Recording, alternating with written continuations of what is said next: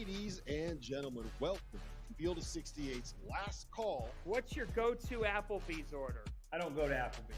We actually call it Crapplebee's, to be honest. Who's the better team right now, Creighton, Marquette, or UConn? Con. What are you doing? What is that? Pray for fans.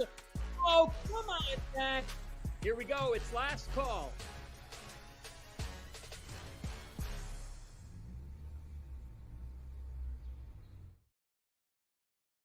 Welcome to Last Call here on Stadium, on the Stadium YouTube channel, on the Stadium app. My name is Rob Doster. I have head coach Chris Mack. I have head coach Matt McCall. We are the Field of 68, and this is Last Call. We are going to be spending the next 30 minutes here answering your questions, answering anything that you want to know. It can be about basketball. It can be about anything else. We've talked about fighting bears here. Alligators here. It gets weird in this chat sometimes. It is what it is. We got to answer the questions that people want to know. We will do our best to try to inform you. The first question that we have here, Mac, I'm going to go to you first on this one. I'm sorry, Chris Mack, not Matt McCall, Chris Mack. Maybe I need to enunciate a little bit better. Your thoughts on the beef between Rick Pitino and Dan Hurley, and is this a good thing for the Big East if those two guys have a, let's call it a healthy dislike for each other? They're two competitors. I mean, they're two absolute competitors. As we know, Danny can be very brash, very, very cocky, and very wild on the sidelines. But, you know, the thing about Danny is he backs it up, you know, and I think that obviously Coach Pitino has a storied tradition of his own. He's got a couple national championships under his belt. You know, he's not going to play the little brother to anybody. And so he's going to stick his chest out as well. And, you know, he's in year one where Danny's been there for a bit. And obviously he's established his program, won the national championship last year. I think it's great for the Big East. I think it's going to put more eyes on not only their game, but just the following of that league. To me, right now, it's the best league in basketball and has been for the last couple of years. So I think anytime you have guys like Rick Pitino, Danny Hurley, Shaka Smart, Sean Miller, you know, it's a great coaches league right now, and those two certainly add to the prestige of it. Yeah, McCall, your thoughts? Have you ever had a press conference beef with any other coaches in a conference with you? I never had a press conference beef, but I think this is great for college basketball. I really do. And, you know, when we were talking about the Florida-Kentucky rivalry earlier, you know, you go back to even when Pitino was at Louisville, and that was a rivalry. And Pitino and Coach Calipari always had some comments or something else to say. And I think there was always respect, but it was also entertainment, and people tuned in and they were excited about it. And now here you knew when Coach Pitino joined the Big East, when he took the St. John's job, and Coach Hurley is at UConn, they're coming off a national championship. Yeah, there's gonna be some. All right, let's go. Let's see who's the man. Let's see whose team is better. Let's see who rises to the top. And I think it's entertaining, and I think it's good for college basketball. I don't see anything negative about it. They're both backing up their programs. They're both backing up their identity as head coaches and their teams, and I think it's fun, and people are talking about it. We're talking about it. So that means, you know, it's entertaining, and, you know, when they line up and play again, and I don't see how that game's going to be played in Carnesecca Arena. I know you guys talked about that the other night. I mean, I think there's going to be too many fans that want to tune into that game, and, you know, in the Garden, oh man, it'll be electric, but I don't think there's anything negative about it. I think it's entertainment, and you got you got a Hall of Fame coach, a future Hall of Fame coach that are both supporting their programs and competing at a high level, and two of the best in the game right now. I think it's good. Yeah, I love when coaches feel the need to get on the internet and take shots at each other. One of my favorite moments in covering college basketball, when there was a coach on one side of a passionate rivalry that in his office one day was frustrated because he couldn't get a home game against his rival and set up his phone on the, I guess it was leaning up against his It was a computer and had rivalry. like a great, It was a it was a great rivalry, and he was wrestling doing his heel. job. It was Yeah, great. It was a it was a great rivalry. We wrestling need healing more of video. it. Mac, Chris, do you Oh, remember that at all? Do you know what I'm talking about? Does that ring any bells? Hell yeah, I remember that. You know what I mean? He wants to play that behind the scenes, and try to change our game time and all that bullshit. You know what I mean? I wasn't going to sit there and take it. And so I tried to figure out a creative way to, sort of combat the issue. So, and we won that game. You should have seen the mentions I had after I made the video. Wait until the game's played. We won that game. So take that. They and waited. it was a They- rivalry, and it was entertaining, Coach, and people hey. listened, and they paid attention to it. Steve Coach Spurrier, University Prosser. of Florida, back in the day, Yep. used to say you can't spell UT or you can't spell the Citrus Bowl without UT. Right? Coach Spurrier used to always say that, get fans fired up for the Florida Tennessee route. Come on, it's good for the sport. Let's go. Yep. Coach Prosser always used to talk about a healthy hatred's never bad. No So question. I think there's a little bit of a healthy hatred between Coach Patino and Coach Hurley right now. Let's go, man. It's two guys that are wired the same way that want to beat the hell out of each other is not a bad thing for the sport. All right, let's go to question number 2 from Bryce P. I'm going to go to you on this one, McCall. Can James Madison be this year's FAU? Because I think this year's FAU, you can't be FAU again if you're already FAU, right? So can James Madison be this year's FAU? Man, I mean, I think they're really good. I mean, they're undefeated, right? I mean, we haven't seen the tweet that comes out that says there's only one undefeated team left or whatever. I mean, James Madison's still in there. I think Mark Byington's a really, really good coach. Your coach of the year. Too, I picked him. I picked him as my midseason coach of the year. I did. When you win a game early in your season, like they did against Michigan State, your team can just rally around that and build some momentum. And when you get into these close games, these tight games, and even tonight was a tight game for them against Louisiana Lafayette. I mean, the game was, I think they ended up winning by 7, but the game was close. Hey, we're going to find a way to win this game. And to reference FAU, that's what they did all of last year. Doesn't matter. We're going to go on a run. We believe that we can win. And I think that that's what you see in James Madison. I think it started early with that win against Michigan State. Then there's a belief, and then no matter, what the score is or how the game's going, you're in that under 4 timeout, under 8 timeout, and you got your players looking at each other like, we're going to win this game, and we're going to get a stop here, and we're going to go on a run. And I think there's belief. I also think it can be the opposite, and I would use Michigan as this example. Michigan has lost some really close games. They went out to UCLA. They lost on a crazy shot at the buzzer the kid made from, nearly half court. And then it kind of steamrolls. And then the next game, they lose on a 1-possession game. And it's just it can be the other way too, where you lose belief in being able to win those close games. But again, the NCAA tournament, it's all about matchups. It's all about draws. But James Madison has a belief right now, and that's why they're yeah, Chris, what do you think?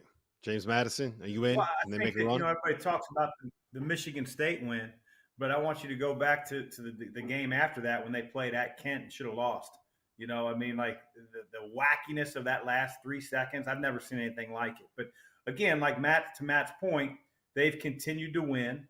They're continuing to build more and more confidence. It's going to be interesting to see both App State games that they have coming up, especially the one on the road at the end of January when they're on the road.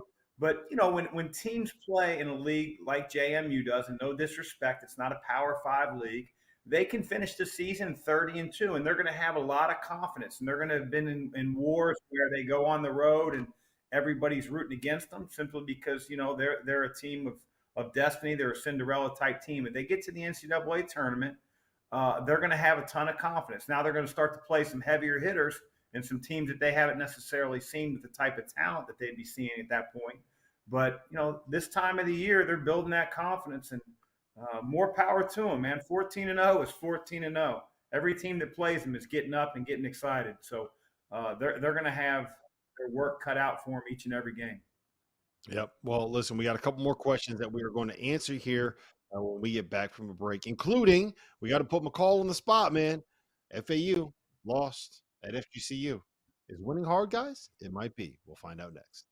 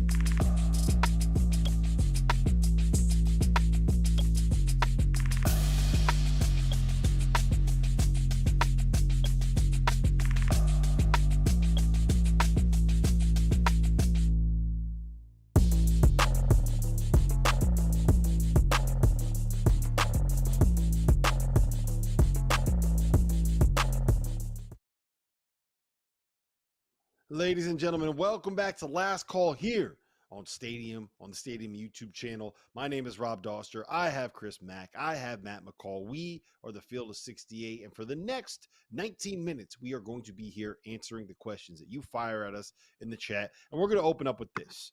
It is from Braden L.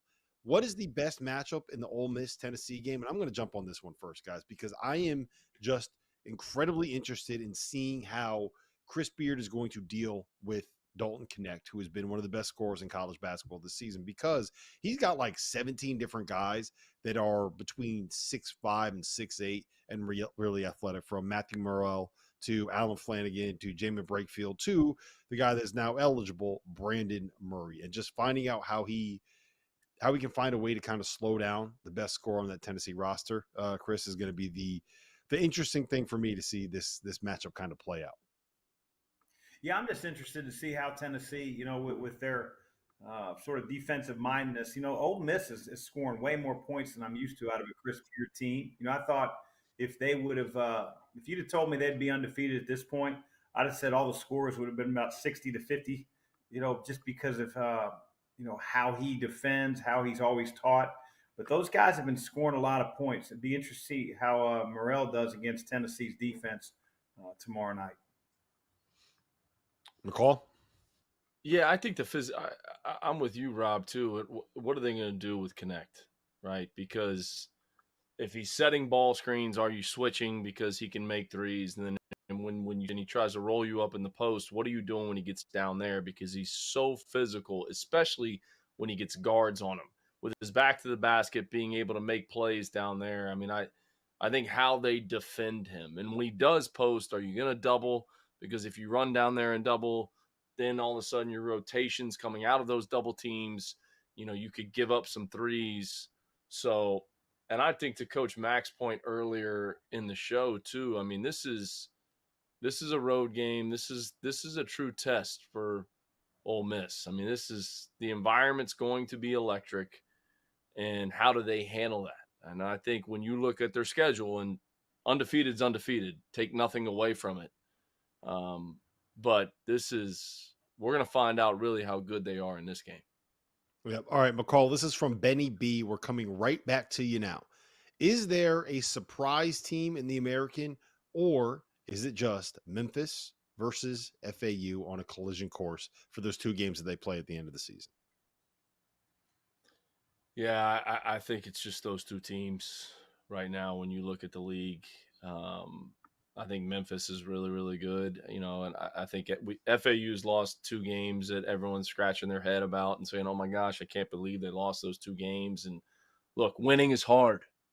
Okay. Winning is hard. But I mean, you look at the Gulf Coast game. I mean, Gulf Coast is playing with complete house money. It's the game after Christmas, so FAU plays Arizona in a huge win in Vegas, and they got to go on the road the game after Christmas. Everyone gets back on the 26th. That they had a pretty short Christmas break. You got to refocus your team, go on the road and play against the team in Florida Gulf Coast that has house money, and the rim was wide open. I mean, Rob, me and you were texting during the game. I mean, Gulf Coast wasn't missing shots, and the expectation factor of what they're having to deal with this year. But I think it's going to come down to those two teams. I just don't see anyone else in that league right now that's going to challenge them. McCall or Mac, you got someone for me? Someone in the American? No, I mean, I think, Tulsa, Tulane, SMU, they're good teams, but Memphis and FAU are clearly, heads above all those teams. I mean, they just are. Talent wise, I don't think there's any team in the league. They might get upset by one of those teams throughout the year, but over the conference schedule, nobody's touching those two teams, in my opinion. Yeah, at this rate, the FAU was probably going to lose to three teams. The three worst teams in the American is who FAU was going to end up losing to at this rate. And I'm not bitter at all because I didn't pile a whole bunch of money on the live money line on FAU during that game. That definitely didn't happen. I'm not mad about donating to BetMGM at all right now. All right, this one is Mac. This one is for you. Who gets more teams in the tournament? The ACC or the Big Ten? This is kind of a fun thought exercise to kind of break through. Ooh. So I'm going to bring up the Big Ten and I'm going to bring up the ACC, and we're going to kind of just roll through them on who you think can get in, right? So Illinois, we all agree, yes. Wisconsin, we all agree, yes. Purdue, we all agree, yes. Michigan State, they should be dancing, right? I think they'll dance. Yeah, that's 4. I think Ohio State is 5. Then once you get past that, it gets a little bit more dicey. Like, do we think Nebraska is going to do enough to be able to get in? They're 12-2 right now. They're 2-1 in the league. I would say, without being able to pinpoint a team, this might be chicken shit, but without being able to pinpoint one of the teams, I'll say 6 teams will make it from the Big Ten. Yeah, I think I would set the line at probably 6.5. Right? Is that I feel confident saying like one of Nebraska or Northwestern, or maybe a Rutgers will figure it out to the point that they could get in. Then the ACC, that's even a little bit more interesting, right? Like North Carolina, Duke, probably Miami, probably Clemson. So that's 4 right there. Are we 100% positive that Virginia's going to do enough to be able to get in? Probably, right? Like you just kind of have to assume Tony Bennett's going to get there, but hasn't been pretty. I'm more inclined to say Wake Forest just because now they're healthy and they look like a different team now that they're full strength. So I'm more inclined. I just haven't been very impressed with Virginia this year. Now that Wake Forest is 100% healthy, I'm putting them in before I put Virginia in. NC State, they got a really nice record, but their best win is at Boston College in overtime. I don't know if I'm buying necessarily. I don't know. I think I set the line for both leagues at 6.5, which makes it very difficult. I'm taking the Big Ten. Taking the Big Ten? I'm going with the Big Ten as well. All right. Fuck it. Give me the ACC then. I'll go against you. All right.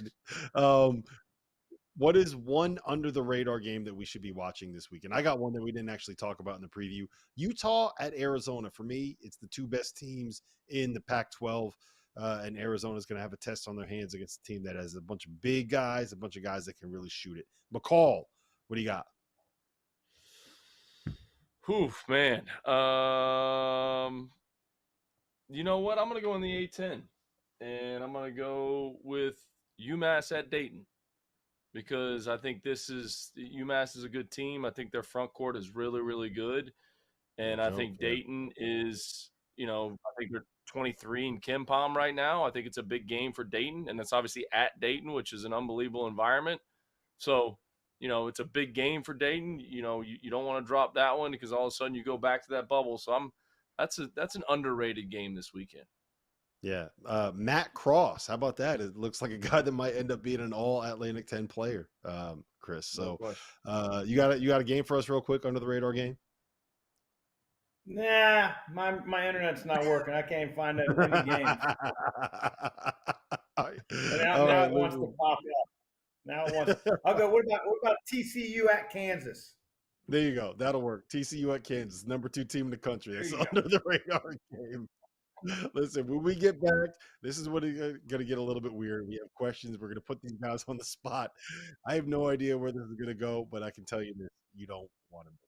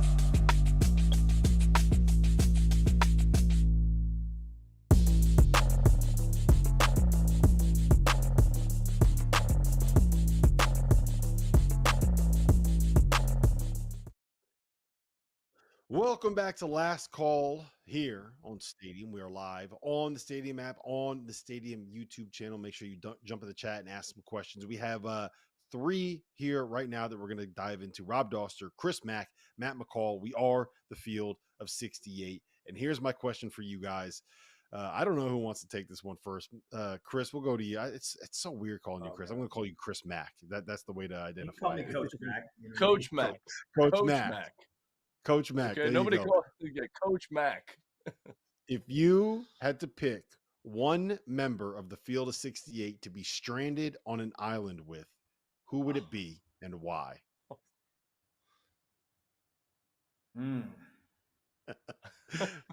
I can tell you who it wouldn't be. Jeff Goodman. No, He would be the most useless person to be stuck on an island with. I Imagine probably, that for a second. I'd probably pick Hansbrough, but I get a little nervous because he was like, he won't fight anything that's like an animal. You know what I mean? He said he doesn't mess with nature. You know what I mean? So if we're on an island and some, orangutan or something comes around the corner, I'd have thought before I had that conversation that he would wrestle the thing down to the ground and we would make shish kebabs out of it, but it doesn't sound like it. So I don't really know if I can go with Hansbrough. Maybe Pastner. I go with Josh Pastner just because, he's so nice. He gets along with everybody. And after about 6 months, 12 months with the same person, on a stranded island, I'll probably still get along with Pastner. Yeah, the one problem with being on an island with Hansbrough, McCall, is I do feel like there's a non-zero chance that he might get hungry and might just decide like, hey, you know what? McCall looks like he could be kind of tasty. This might be an alive situation. I could see that being a possibility. Like once you get about 2.5, 3 months in. Oh man, I'm kind of with Coach on Pastner just in terms of we could sit there and just talk ball. I mean, we talk hoops all day. I mean, he's just sit there and talk pick and roll coverage and everything, and he's always going to have a smile on his face. I feel like Fanta may be able to after about 3 or 4 months, though. You might have to go check yourself in the loony bin because you look at this guy and he's still smiling after 3 or 4 months. Still smiling. You know what I mean? Still smiling. I feel like Fanta may be able to project and talk his way off the island. Like he's going to get somebody to come get us, right? Like somebody's gonna hear him. So maybe someone comes gets us. No Hansborough because he doesn't like sandwiches. I've never heard that. Like, who doesn't like That's to eat a wild. nice sandwich? I That was think unbelievable. sandwiches suck. Like, where did that You come know, and if from? it's like Castaway and like the airplane, the you know, the things from the airplane, the suitcases keep piling up, and we find you know, some food and it's a sandwich, he's not going to want that, and he'd be miserable to be around if it was only sandwiches because we know he wants to eat. That's a, you know, RC would be cool, just sitting there hanging out with RC. Yeah. You know, So I got one for you. I feel like Fanta would talk his way off, so I'm gonna have to go with Fanta. Go with Fanta. Yeah. I got one for you. Every time I send Chris Mack, Coach Mack, a picture of myself fishing, he responds immediately with a bigger fish that he has just caught that same day. So if you're stuck on an island, you might want to find a guy that knows how to fish. And I know that Chris Mack knows how to Yes, fish. sir. So, that's 1 point on your side. All right. Here's another question for you guys. It's from Trev, who has a tendency to ask questions like this. How many ducks would it take to take down a full-grown rhino? What? How many ducks? How many ducks would it take to take down a full-grown rhino? I'm going to say at least 500. I don't know if there are enough. Ducks don't do anything. You need pigeons. Like, at least like ducks. Like, ducks just waddle. Ducks ain't do nothing. You mean Home Alone 2 when the pigeons attack the bad guys? You see Home Alone 2? Like, get the pigeons. I don't know what Trev's smoking tonight. Whatever it is, I want a little bit of it. All right. Speaking of, I know that you guys are connoisseurs, so this is from Adam B. Power rank these light beers: Miller, Bud, Natty, and Coors. McCall, we'll go to you first on this one. Power rank them? I couldn't hear. Yeah. Miller. Bud. What were the other ones? Miller, Bud, Natty, and Coors. Coors. Miller, Natty, Bud. Mac, you agree? Miller number 1, not even close. Coors 2, Natty 3, and I don't even count the last one. But you have beer. Natty 3. Yeah, I don't know. Can't man. do Bud Light. I don't know. I don't even know what Natty tastes like. There ain't no way I'm putting that over Bud. Listen, Natty was when I was in college. Natty Light was free beer till midnight at the Grog House with Brett Nelson and Matt Bonner. Natty Light. Hey, I'll tell you this: when I was it's Coors and Miller the two best. When we were at the FAU tailgate, they threw us a couple of free Natty Ices, which were ridiculous. This has been Last Call. Go crack open a Coors Light.